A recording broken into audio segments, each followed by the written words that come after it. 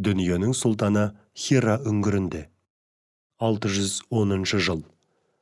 Мұхаммед саллаллаху алейхи вассалам 40 жаста.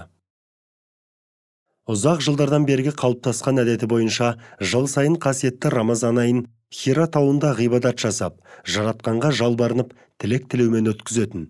Бұл жерде қашан келсе де құлаққа ұрған танадай тыныштық. Жаратылыс сырларын жалғыз қалып ойлануға таптырмас орын. Әсіресе тұрмыстың күйбеңінен, шексіз надандықтың салмағынан арылып, рухани сергуге өте оңтайлы. Ардақты пайғамбарымыз Хира тауының көзден таса бір үңгірін паналап, ол жерде үлкен аталары Ибрахим пайғамбардың алейхиссалам ханиф дініне сүйеніп, ғибадат жасайтын. Баянды ғұмырының 40 жылындағы Рамазанын да осылай Хира тауында өткеруге дайындалды. Зайыбы Хазіреті Мұхаммедтің әдетіне қанық болғандықтан азық түлігін алдын ала дайындап қойған. Пайғамбарымыз тағам салынған дорбаны алған күйі жолға шықты. Бүкіл әлем, айнала қоршаған табиғат оның басқан әрбір қадамын қошеметтеп, құрметтеп тұрғандай. Тырс еткен дыбыс жоқ, айнала тым-тырыс. Бұл тыныштықтың өзі мәнсіз еместі. Астарында ғибрат, хикмет бар еді. Пайғамбарымыз да үнсіз аяңдап келеді. Құдды табиғатпен ерекше бір үйлесім тапқандай. Бүкіл болмыс оған өз тілінде мені ең жақсы түсінетінде, түсіндіретінде сенсің. Ғибратқа, даналыққа толы екендігімді адамзат баласына түсінікті тілмен ұғындыратында сенсің. Олы Раббымның бір әмірінен пайда болған алып дүниенің кітабы екендігімді айтып, оны оқытатын, оқыттыратында сенсің. Сондықтан мен саған борыштармын. Сол үшін мен саған басым диемін. Кез келгенге нәсіп болмайтын олы құрметке лайық сен ғана деп сыбырлап тұрғандай. Болмыстың сұлтаны Хазіреті Мұхаммед табиғатқа үстемдік құрған тыныштықпен үндескен күйі көздеген орнына келіп жайғасты. Хира тауының төбесіндегі үйреншікті үңгір оған «Хош келдің, қадамыңа гүл бітсін» дегендей қарсы алды. Мұхаммед саллаллаху алейхи вассалам ой теңізіне сүңгіп, асқан ықыласпен жаратушыға құлшылық міндетін орындауға кірісті. Алланың сүйікті құлы Рамазан айының 16 күнін тәмамдаған 17-ші түн. Жексенбіден дүйсенбіге қараған түн. Нұр тауы Хира әдеттегідей тым-тырыс, құдды терең толғанысқа берілгендей. Табиғатта үнсіз, қыбырлаған сыбыс жоқ. Біраздан кейін жүзеге асатын қадірлі лебізді тыңдауға қазірден әзірленіп, ұйып қалған. Мұншалықты құрмет, ұлы сөйлеуші мен сүйікті тыңдаушысына деген сүйіспеншіліктен болса керек. Түн ортасы ауып, сәресі уақыты жақындаған. Таң рауандап атуға жақын. Бұлбұлдар құйқылжыта сайрап, гүл бәйшешек хош иісін бұрқыратып. Алланы зікір етуші жаратылыс атаулының бәрі өз тілдерінде ынта ықыласымен жаратушыны мадақтауға кіріскен шағы. Уахи әкелуші періште Жебрейіл сұлу жігіт кейпінде келді. Бар айнала хош иістен бас айналғандай сезімде, қауіппен үрей, толғаныспен үміт билеген түсініксіз халдеді дүние. Жебрейілдің көңілі көтеріңкі, қуанышы жүзінен білінеді. Әрине, солай болуға тиіс еді.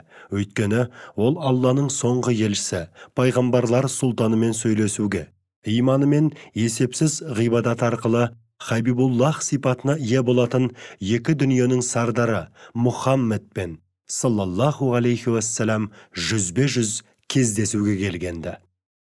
Көптен асыға күткен сәт.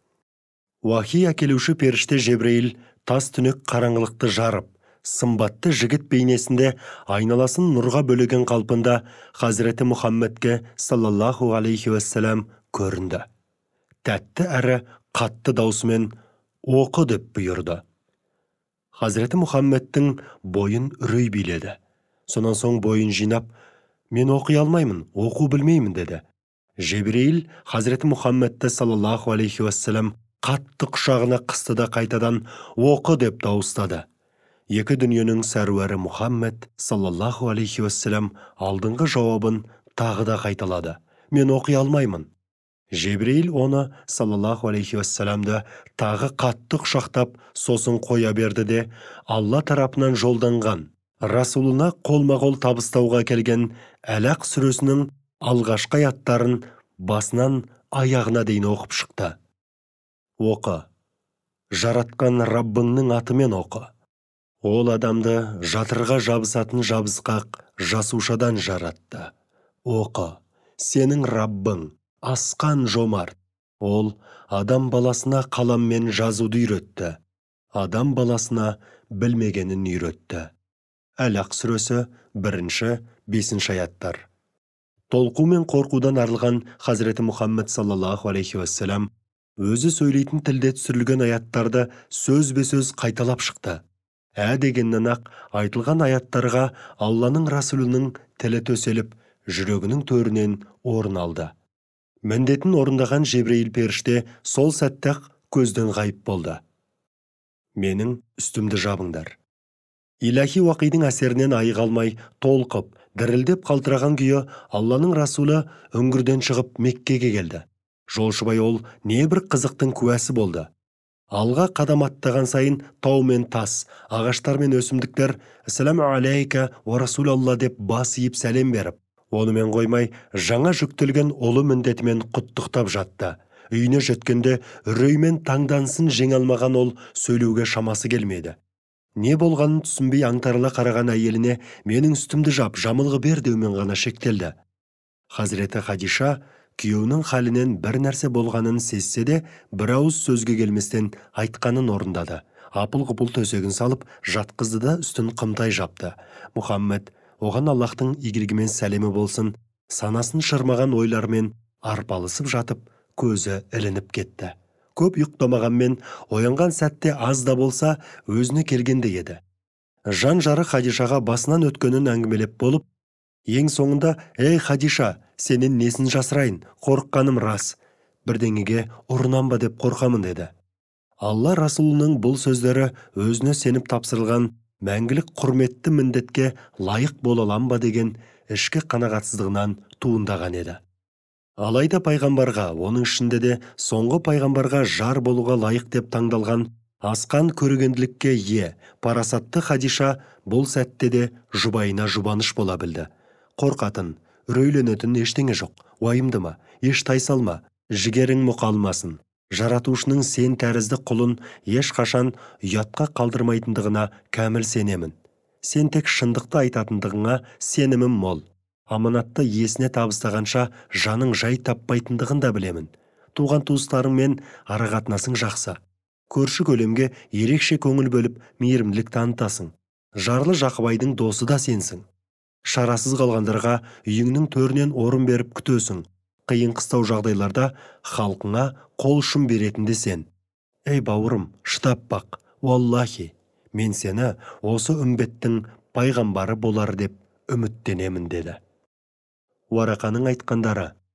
Бұл болған уақиғалардың астарында көп тылсымның бары түсініктеді. Мән жайды сұрастыру Хазіреті Хадишадан басқа ешкімнің міндеті еместі. Бірақ кімге ашып, кіммен кеңесуге болады? Құпияны ақтаратындай сенімді адам бар ма өзі? Хазіреті Хадиша 100 ойланып, 1000 толғанып, ақыры тоқтамға келді. Немере ағасы Уарақа ибн Науфалше, соған айтып көрсе қайтеді. Уарақа ибн Науфалды бұл кезде әбден кәрлік жеңген, көзі тіпті көрмейтін. Дегенмен көңіл көзі ашық, христиандықты берік ұстанған, кезінде Тәурат пен Інжілді оқып, көп ақиқаттың сырына қанған. Хазіреті Хадиша көп уақыт оздырып жатпастан, Хазірет Мұхаммедпен бірге Уарақаға барады. Қария алдымен сүйікті пайғамбарымыздың айтқандарын тыңдады. Ол басынан өткен уақиғаларды баяндаған сайын Уарақаның жүзі мың құбылды. Пайғамбарымыз сөзін бітірген сәтте, Құддыс қой көргенің. Сен періштемен жолыққансың. Кәдімгі бір кездері ұлы Алланың Хазіреті Мұсаға алейхиссалам жолдаған періштесі, яғни Нәмус Әкбардың нақ өзі. Сен осы үмбеттің пайғамбарысың деп сәл үнсіз қалды да терең күрсініп, сен халқыңды дінге шақырған кезде мен де жас болғанымда ғой шіркін. Өз қауымың сені өгейсіп елден қуатын сәтте мен тірі болғанымда, әттең, ол күндерді көру қайденді деді. Хазіреті Мұхаммедті саллаллаху алейхи уассалам Хазіреті Хадишада Уарақаның айтқандарын тыңдаған соң біраз рахаттанып, үрейлерін басқандай күй кешті. Тек түсінбегендері неліктен Мұхаммедті саллаллаху алейхи уассалам өз қауымы өзекке теуіп елден шығаратындығы. ойларына келген түйткілді жасырып қала алмады. Бүкпесіз оны да сұрады. «Я», деді Уарақа, «не бір күндер туар басыңа, сені халқың туған мекеніңнен қуып азаптайды. Өйткені мына көптің арасынан ұлы қызметке таңдалған, жаратушыдан уахи алған сен ғана, қызғанып пендешілікпен қастандық ойлайтындар да көп кездеседі. Егер сол күнге жетсем, аянбай саған көмектесерем». Я, Уарақа ибн Науфал ақиқатты көре білді, айта білді. Бұл бойымалауға келмейтін бағзы дұшпандар үшін ащы да болса ашық шындық еді. Әңгімені осымен түйіндеп, ерлі зайыпты екеуі Алланың ең сүйікті құлы мен оның өмір серігі Уарақаның үйінен шықты.